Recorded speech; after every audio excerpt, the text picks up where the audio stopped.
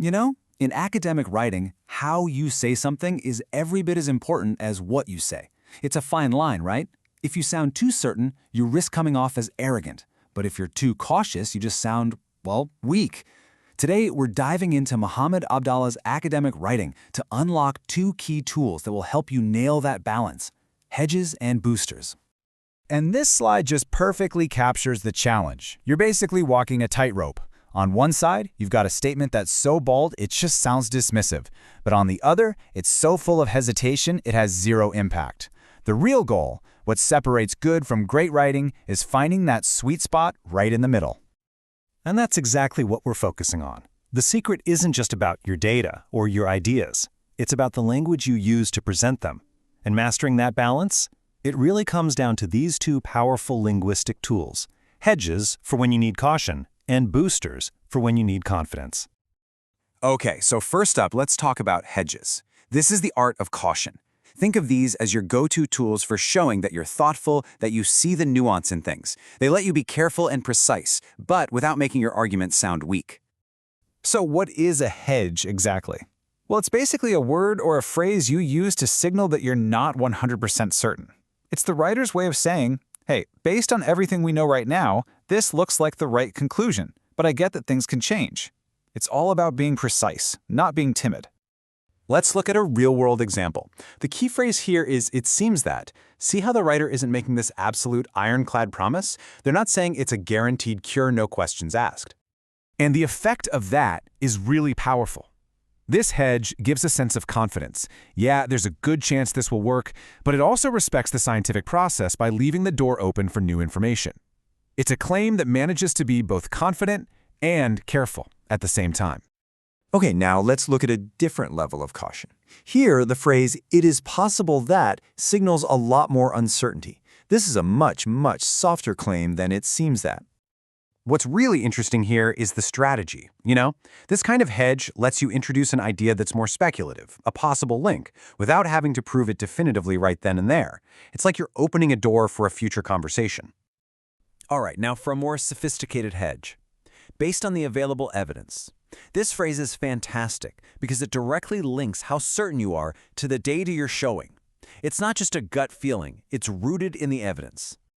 And this is the mark of a truly rigorous scholar.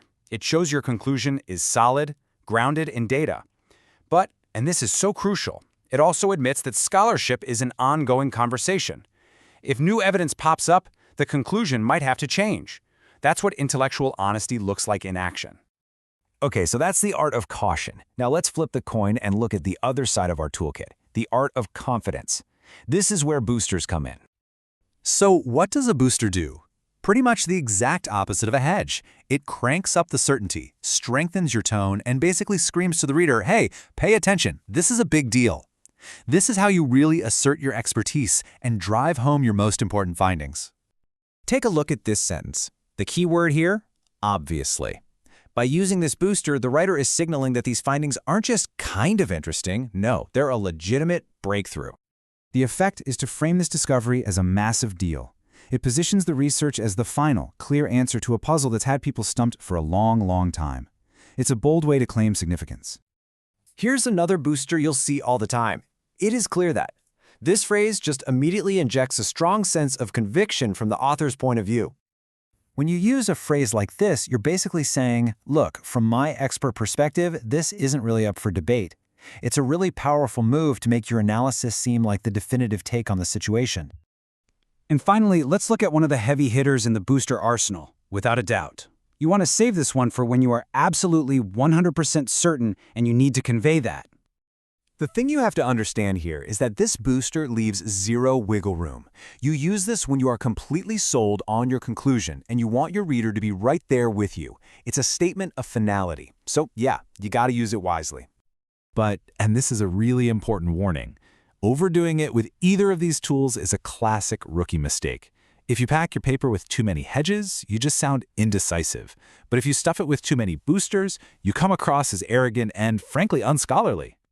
So the real mastery, the real art form, isn't about choosing hedges or boosters. It's about learning how to blend them, how to use them strategically to create an academic voice that's dynamic, credible, and totally persuasive. So think of it like this. This is your rhetorical toolkit. You're going to pull out the hedges to show you're being honest and careful, especially when you're talking about new or controversial findings.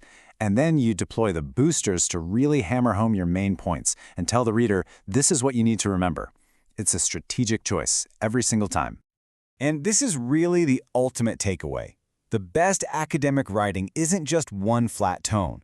It has texture. It moves skillfully between moments of careful caution and moments of bold confidence, and in doing so, it masterfully guides the reader right through the argument. By getting a handle on hedges and boosters, you're not just tweaking your tone, you're taking total control over how your ideas land with your audience.